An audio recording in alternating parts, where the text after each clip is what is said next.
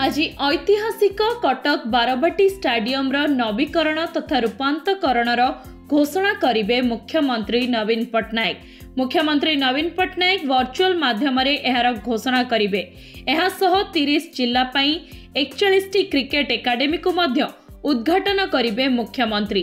तेबे आज अपराह्न 4टारे एही कार्यक्रम रहिछि। मुख्यमंत्री सह 5T अध्यक्ष कार्तिक पांड्यान, क्रीड़ा सचिव विनील कृष्ण मध्य वर्चुअल माध्यम उपस्थित रहिबे।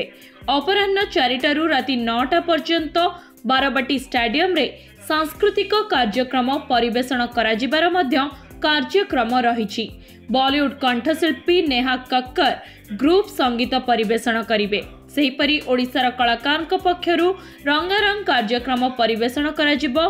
कार्यक्रम रे IPL अध्यक्ष अरुण धुमाल, क्रीड़ा मंत्री तुषारकांति बेहेरा, पूर्वतन टीम इंडिया सदस्य इरफान पठान, प्रज्ञान ओझा, देवाशीष महांती, शिवसुंदर दास अतिथि भावे जोग देबार कार्यक्रम रहिछि।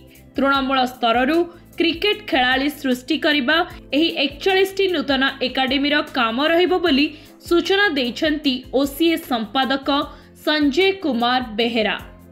देखो आमर जिते आम ऑफिस दायित्व आम मेंबर माने हमको देइथिले जे आमर गोटे विजन थिला जे आम पिला मानकु केमती सपोर्ट दबा इंफ्रास्ट्रक्चर वाइज आ सपोर्टिंग स्टाफ हिसाब रे तांकु अधिक मैच केमती खेली परिबे, केमती तांकु बाहर एक्सपोजर दबा पई। तो से डे टू डे एक्टिविटीज रे आमे मोर हृदयगम होता जे आमे कहीं पछरे अच्छु, आम पिला माने कहीं भल खेली पार। तो से आम पिला को आम देचु कौन से देखा दरकार प्रथम जे अदर स्टेट माने कहीं डोमिनेट कर हजार हजार क्रिकेट एकाडेमी आज्ञा प्राइवेट क्रिकेट एकाडेमी रन कर स्टेट एसोसिएशन किसी करूनी। जो प्राइवेट एकाडेमी रु पिला बाहर से पिला माने ही स्टेट रिप्रेजेंट करुँच। तो से इंडिया टीम रे डोमिनेट करुँच। किंतु आम ओडिशा रे प्राइवेट सेक्टर रे हाथ गणित किछिटा इंस्टीट्यूट को छाड़ीदेले आपण प्राइवेट एकाडेमी पाइबे। तो से आमर मेन ऑब्जेक्टिव थिला जो डे टू डे आफेयर गोटे जदि क्रिकेटर गोटे जदि भाबिबो तांको पेरेंट्स जदि भाबिबो मो पुओ को मु क्रिकेट रे छाड़ीबी एवं सी आगामी दिन में केमती इंटरनेशनल मैच कि इंडिया टीम रे खेलिबो, सी सर्वप्रथम भाबिबो जे मो गाँव पाखे कि मो डिस्ट्रिक्ट रे अवेलेबल कौन अच्छी किछि नाई, इंफ्रास्ट्रक्चर किछि नाई, कोच कहीं ना।